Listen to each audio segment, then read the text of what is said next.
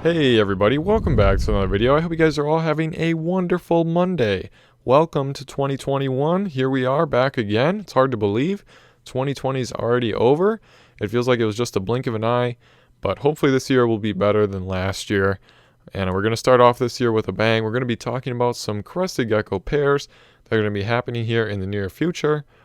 Breeding time is pretty much starting right now. I've seen a couple people who have already started pairing some geckos, and I'm going to start pairing my geckos here pretty soon. Within the next couple weeks I'm going to start, and then throughout the spring I will continue. So I thought it'd be kind of cool to talk about some of what I got going on over here. As far as breeding geckos goes, 2020 was a wonderful season for me. I didn't produce any geckos out of Hellboy, which was my most anticipated pair, I would say. But I did produce a lot of other nice reds, tricolors, harlequins, that kind of deal. And so I wanted to show you guys what I'm going to be working with this year. And actually, it's going to be pretty condensed, I would say. I'm only going to be using 4 males this year. And I'm going to be using, 8 females. So in total, I'm only breeding 12 geckos. That's 2 females per male. And if we have a repeat of last year where some of the males don't work with the females, 3 of the males will get an extra female. Or 2 of them will, I should say. But anyway, that's besides the point. I want to show you who I exactly have breeding. I may not be breeding a lot of geckos, but there's going to be some really nice ones that are going to be breeding this year, and I'm really excited to share it with you. So our very first pair is, of course, Hellboy. You may remember I got him from Altitude Exotics in 2019. He is kind of an interesting looking gecko. He has red and lavender colors. So we were trying to either prove that you can reproduce this and make another cool 2 base color gecko, or trying to prove that, it's just one of those one-off things and there's nothing special about him. He's just a nice gecko. So he's going to be breeding with 2 different females this year.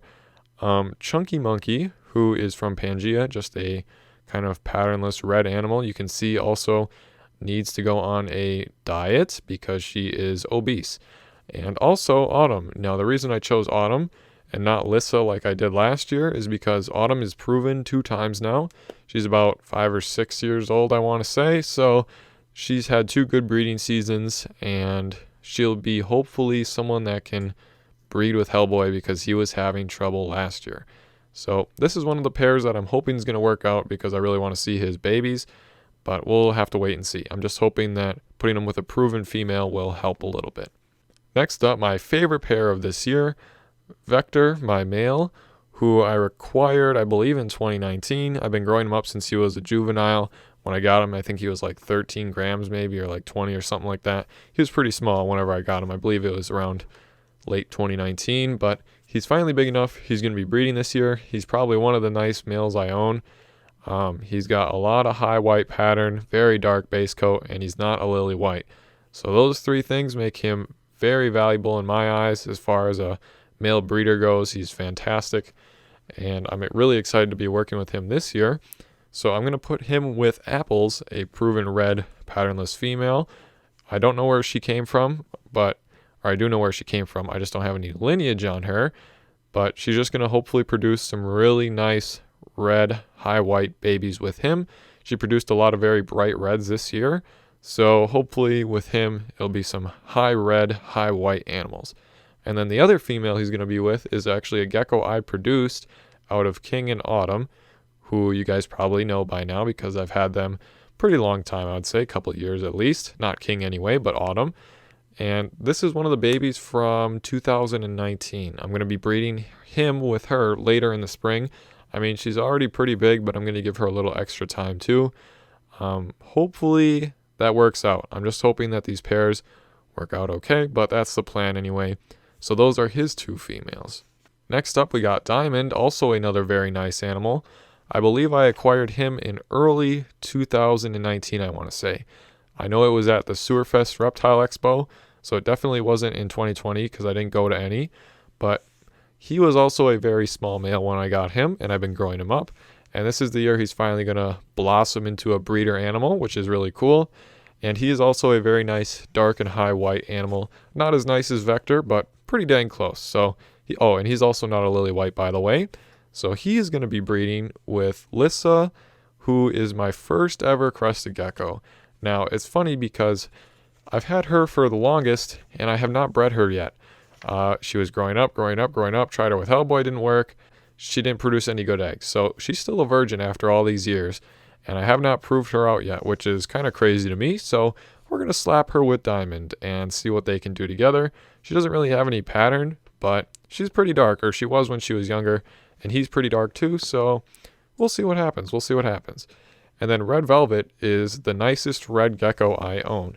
And the reason I'm putting him with Red Velvet instead of Vector, my nicer white male, is because hopefully if the babies don't at least turn out with a lot of pattern, they'll turn out very, very red, because I'm not exactly sure how his pattern is going to translate into a baby, just because it's not as thick, I guess you could say, and it's not as much as Vector's. I feel like Vector, no matter who you put him with, he's going to have a ton of pattern. So, but she is also the nicest red I own probably right now anyway.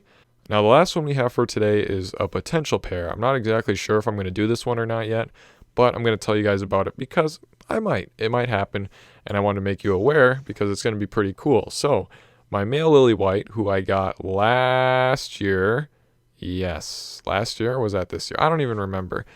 Anyway, my male lily white, who I've been growing up, is about 35 grams. He's pretty big for 35 grams, and I feel like he could be with a female. So I'm going to give him until the springtime, get him a little bit bigger. I mean, he's already pretty big right now, but anyway, I'm going to give him some extra time to do a little bit more growing, and then in the spring, I'm probably going to put him with 2 proven females, just because he'll still be a little bit younger and a little bit smaller, but I mean, honestly, most males are pretty horny right off the bat, so once they get like 30 grams, they're ready to pump out some kids. So we're going to put him with Julia, my first ever patternless red crested gecko. She had a wonderful year the other year and produced some really nice red babies for me too. She was with a patternless red, and I thought, you know what, it might be kind of cool to get some patternless red lily whites, or not patternless red, but some red lily whites, and he's a very high patterned lily white, so it could be really cool. And then the other female I'm going to put him with is a gecko I don't think you guys have ever seen before, but her name is Moon.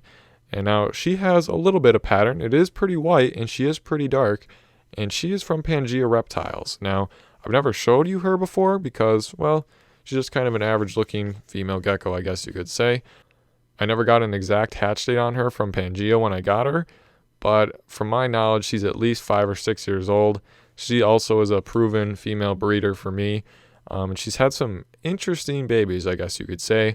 A lot of higher white animals for the amount of white she's produced for me. So we're going to put her with a lily white too, because I'm kind of curious to see how that goes.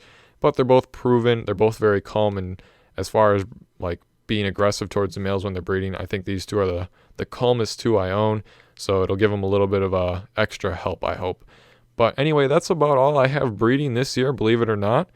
Not too much going on, just a lot of cool, interesting pairings that are going to hopefully be working out good this year, and I just want to share them with you. So if you guys are going to be pairing any crested geckos, let me know down below in the comments what kind of geckos you are pairing this year. I'd be interested to know. Anyway, thank you guys so much for watching, and I hope to see you in my next week's video.